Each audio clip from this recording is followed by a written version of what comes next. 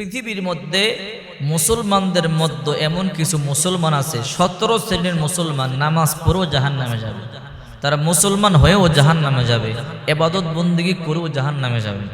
আপনি শুনলে আশ্চর্য হবেন যে মুসলমান হওয়ার পরেও মুসলমানদের মধ্যে 17 শ্রেণীর মুসলমান আছে যারা ইবাদত বন্দেগী করেও জাহান্নামে যাবে।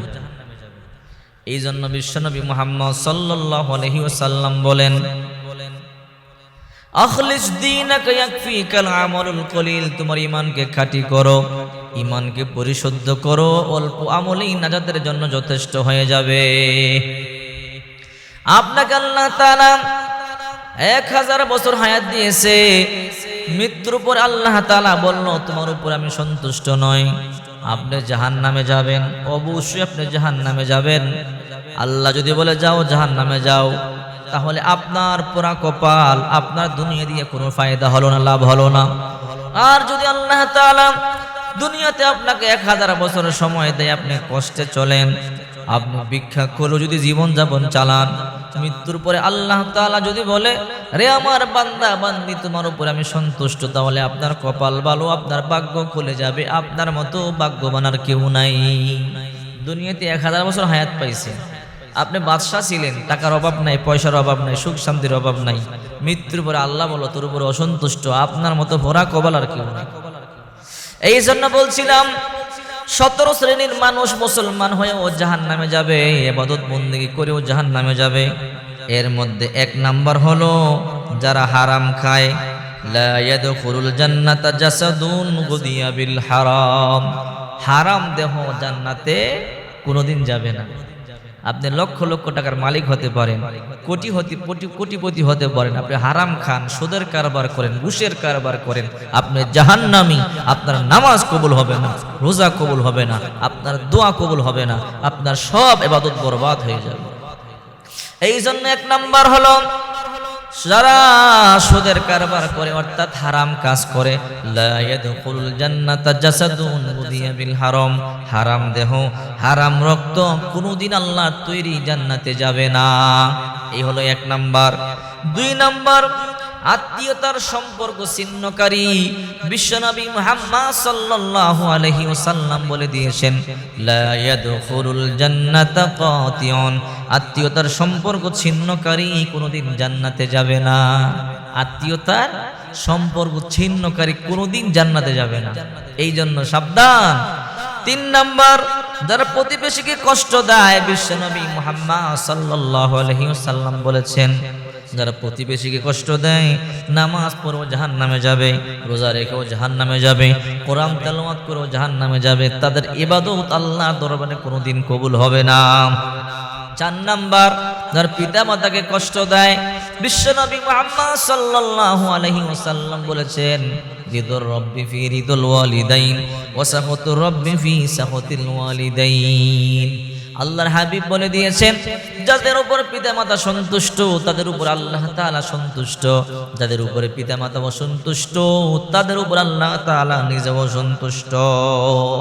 এই জন্য পিতামাতারে কষ্ট দেওয়া যাবে না। 5 নাম্বার যারা গালি দেয়, অশ্লীল ভাষায় কথাবার্তা বলে, তারা কোনোদিন জান্নাতে যাবে না। এই জন্য বিশ্বনবী মুহাম্মদ সাল্লাল্লাহু আলাইহি ওয়াসাল্লাম বলে, সাবধান, আমি জাহান্নামে কিছু মানুষকে দেখেছি জিহ্বার মধ্যে বড়শি লাগায় ঝুলাইয়া রাখছে। আমি জিজ্ঞাসা করলাম জিব্রাইল কারণটা কি? এরা জিহ্বা দিয়ে মানুষকে কষ্ট দিত। কিছু নারীদের জিহ্বার মধ্যে বড়শি লাগানো, জিহ্বা দিয়ে স্বামীরে কষ্ট দিত। সাবধান, যারা অশ্লীল ভাষায় গালিগালাজ করে, জিহ্বার মাধ্যমে মানুষকে কষ্ট দেয়, তারা যত ইবাদত বন্দেগী করে না কেন, তাদের ইবাদত বন্দেগী আল্লাহর দরবারে কোনোদিন কবুল হবে না। 6 নাম্বার যারা তাদের অধীনস্থদের সাথে খারাপ ব্যবহার করে, ড্রাইভারকে গালি দেয়, ধমক দেয়, দারোয়ানকে ধমক দেয়, কাজের বুয়াকে ধমক দেয়, গালি দেয়, এদেরকে প্রেসার দেয়, এদেরকে কষ্ট দেওয়া যাবে না। এই জন্য বিশ্বনবী মুহাম্মদ সাল্লাল্লাহু আলাইহি ওয়াসাল্লাম যখন ইন্তেকাল করবেন, ইন্তেকালের সময় বারবার বলেছেন, আসসালাত আসসালাত ওমা মালাকাত আইমানুকুম, নামাজ নামাজ আর তোমরা তোমাদের অধীনস্থ যারা আছে ভালো ব্যবহার করো।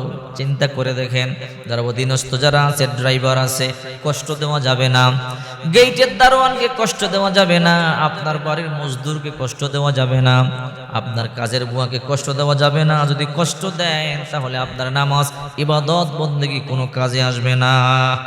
7 নাম্বার, অন্যায়ভাবে আত্মসাৎ করে মানুষের সম্পদ।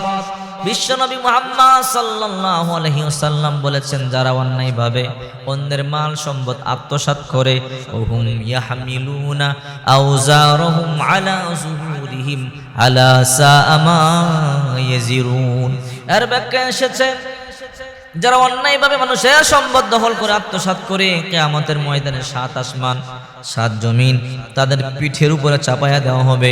রাসূল করিম সাল্লাল্লাহু আলাইহি ওয়াসাল্লাম বলা হবে না, তুমি তো সম্পদের জন্য লোভী ছিলা, বাইরের সম্পদ দখল করেছো, এতিমের সম্পদ দখল করেছো, অন্যায়ভাবে সম্পদ দখল করেছো, না আজকে আসমান জমিন তোমার পিঠে চাপাইয়া দিলাম, যত সম্পদ লাগবে নাও, ওই দিন ওই সম্পদের বারে একদম সুটকির মতো চ্যাপ্টা হয়ে যাবে। এই জন্য অন্যায়ভাবে অন্যের সম্পদ দখল করা যাবে না। এরপরে 8 নাম্বার, যে ব্যক্তি উপকার করে খোটা দেয়, বিশ্বনবী মুহাম্মদ সাল্লাল্লাহু আলাইহি ওয়াসাল্লাম বলেছেন, উপকার করে কোনোদিন খোটা দেওয়া যাবে না। যে ব্যক্তি উপকার করে খোটা দেয় সে কোনোদিন আল্লাহর তৈরি জান্নাতে যাবে না। এই জন্য উপকার করে কোনোদিন কাউকে খোটা দিবেন না। উপকার করলে আল্লাহর রাসূল বলেন, আল্লাহু ফি আউনিল আবদি মা কানাল আবদু ফি আউনি আখিহি। যে ব্যক্তি কারো একটা উপকার করবে তার উপকার আল্লাহ করবে। অন্য হাদিসের মধ্যে আছে, রাসূল বলেন, কোন বান্দা যদি কোনো বান্দার একটা উপকার করে, কোনো ভাইয়ের একটা উপকার করে, কোনো বোনের একটা উপকার করে, আল্লাহ তাআলা তার 70টা উপকার করবে। 9 নাম্বার, চুগলখোর কোনদিন জান্নাতে যাবে না। চুগলখোর যারা আছে, কত কষ্টের কথা, চুগলখোর যারা আছে তারা কোনদিন জান্নাতে যাবে না। বিশ্বনবী মুহাম্মদ সাল্লাল্লাহু আলাইহি ওয়াসাল্লাম বলেন, যদি তোমরা চুগলখড়ি করো, মানুষের পিছনে পিছনে গীবত করো, জাহান্নামে যাবে। গীবত করা যাবে না। আল্লাহ পাক বলেন, ওয়ালা ইয়াগতাব বা'দুকুম বা'দা আইয়ুহিব্বু আহাদুকুম আইয়াকুলা লাহমা আখিহি মাইতান ফাকারিহতুমু। সাবধান, তোমরা একে অপরের পিছনে গীবত করবে না। তোমরা কি তোমাদের মৃত ভাইয়ের গোশত খেতে পছন্দ করো? মৃত ভাইয়ের গোশত খাওয়া যাবে, কিন্তু তারপরও গীবত করা যাবে না। মৃত ভাইয়ের গোশত খাওয়ার চাইতেও বেশি নিকৃষ্ট হলো গীবত করা। এরপরে 10 নাম্বার, অন্যের পিতাকে পিতা বলে পরিচয় দেয়, নিজের পিতা মাতাকে পরিচয় দেয় না। ওই কুলাঙ্গার সন্তান জাহান্নামে যাবে। সে যদিও মুসলমান হয়, সে জাহান্নামে যাবে। এমনও সন্তান আমাদের সমাজে আছে, শিক্ষিত হয়ে যাওয়ার পরে বাবা গরিব বলে বাবার পরিচয় দেয় না, বাবা কৃষক বলে বাবার পরিচয় দেয় না, মা গরিব বলে মায়ের পরিচয় দেয় না। অথচ আল্লাহর হাবিব বিশ্বনবী মুহাম্মদ সাল্লাল্লাহু আলাইহি ওয়াসাল্লাম বলেছেন, সাবধান, এই কাজ তোমরা কখনো করবে না। যদি তোমরা এই কাজ করো তাহলে আল্লাহর তৈরি জাহান্নামে তোমরা যাবে। 11 নাম্বার, অহংকার করা। অহংকার যারা করে তারা জাহান্নামে যাবে। আল্লাহর হাবিব বিশ্বনবী মুহাম্মদ সাল্লাল্লাহু আলাইহি ওয়াসাল্লাম বলেন, মান কানা ফি কলবিহি হাব্বাতু খরদাল মিনাল কিবির লা ইয়াদখুলুল জান্নাতা। যার অন্তরে যারা পরিমাণ অহংকার আছে সে জাহান্নামে যাবে। যারা পরিমাণ অহংকারে আমাদের সমাজে ভরা। আহারে, অহংকারের জন্য ফেটে পড়ে। রাসূল করিম সাল্লাল্লাহু আলাইহি ওয়াসাল্লাম বলেন, যারা পরিমাণ অহংকার যার ভিতরে থাকবে সে জাহান্নামে যাবে। যারা কাকে বলা হয়? দেখবেন শীতের মৌসুমে গ্রামের বাড়িতে টিনের চালের ছিদ্র দিয়া ঘরের ভিতরে রোশনি ঢুকে, আলো রোশনি। এই রোশনির মধ্যে দেখবেন ছোট ছোট কি যেন উঠতে থাকে, ধরাও যায় না, ছোঁয়া যায় না, শুধু দেখা যায়। রাসূল করিম সাল্লাল্লাহু আলাইহি ওয়াসাল্লাম বলেন, এগুলোর সমপরিমাণ হলো জাররা। এই পরিমাণ অহংকার যদি আপনার ভিতরে থাকে তাহলে অবশ্যই আপনি আল্লাহর তৈরি জাহান্নামে যাবেন। 12 নাম্বার, রাসূল সাল্লাল্লাহু আলাইহি ওয়াসাল্লামের নাফরমানি করা। যে ব্যক্তি বিশ্বনবী মুহাম্মদ সাল্লাল্লাহু আলাইহি ওয়াসাল্লামকে গালি দিবে, অনেকেই আছে আল্লাহর পয়গম্বরকে ব্যঙ্গ করে, আল্লাহর পয়গম্বরকে ছোট করে, আল্লাহর পয়গম্বরকে গালি দেয়। যারা আল্লাহর পয়গম্বরকে গালি দিবে, আল্লাহর পয়গম্বরকে ছোট করবে, আল্লাহর কসম করে বলি তারা কোনোদিন নামাজ পড়েও জান্নাতে যেতে পারবে না। 13 নম্বর, যে মহিলা কারণে তালাক চায়। নারীদের মধ্যে এমন নারী আছে অকারণে তালাক চায়, স্বামী গরিব বলে তালাক চায়, স্বামী দুর্বল হয়ে গেছে তালাক চায়। এই কাজ কখনো করবেন না। আহারে, এই সমস্ত নারীরা জান্নাতে যাবে না, জাহান্নামে যাবে। 14 নম্বর, দুনিয়ার উদ্দেশ্যে এলেম অর্জন করা। আহারে, এমন এলেম অর্জন করা যাবে না যে এলেম দুনিয়ার জন্য, ইনকাম করার জন্য এলেম অর্জন করে। যারা এই উদ্দেশ্যে এলেম অর্জন করে তারা জাহান্নামে যাবে। এলেম অর্জন করতে হবে একমাত্র আল্লাহর জন্য, নবীজির জন্য, সন্তুষ্টির জন্য।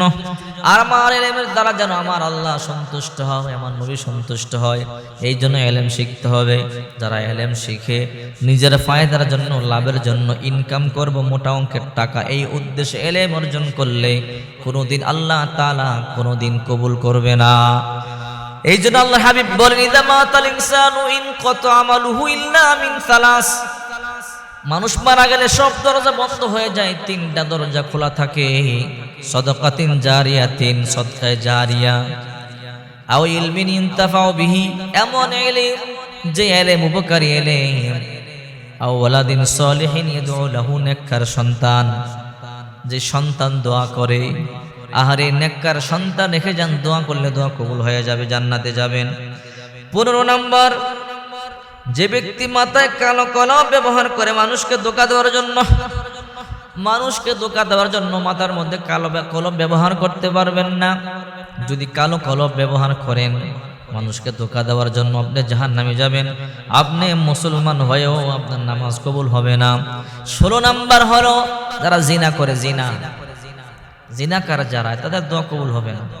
ওয়ালা তাকরাবুজ জিনা ইন্নাহু কানা ফাহিশাতাও ওয়া সাআ সাবিলা। আল্লাহ বলেন জিনা মারাত্মক খারাপ জিনিস, তার ধারে কাছেও যে অনেক মন্দ পথ। 17 নম্বর, যারা মদ পান করে, মদ পানকারী যারা দোয়া কবুল হয় না। মদ পান কোনোদিন করবেন না। মদ পান যারা করে, শরাব পান যারা করে, তাদের দোয়া কবুল হয় না। এই 17 শ্রেণীর মানুষ নামাজ পড়ো জাহান্নামে যাবে, রোজা রেখো জাহান্নামে যাবে, হজ করো জাহান্নামে যাবে, দান সদকা করো জাহান্নামে যাবে। হে আল্লাহর বান্দা বান্দিরা, হে মা বোনেরা, পায়ে পড়ি আপনাদের, হাতে ধরি গো। আপনি আমার নিজের বোন হলে আপনার পায়ে পড়তাম, আপনি আমার নিজের ভাই হলে আপনার হাতে ধরে বলতাম, ও ভাই ও বোন, এই পাপগুলো কখনো করবেন না। আপনি মুসলমানের সন্তান, আপনার দ্বারা এই কাজগুলো হতে পারে না।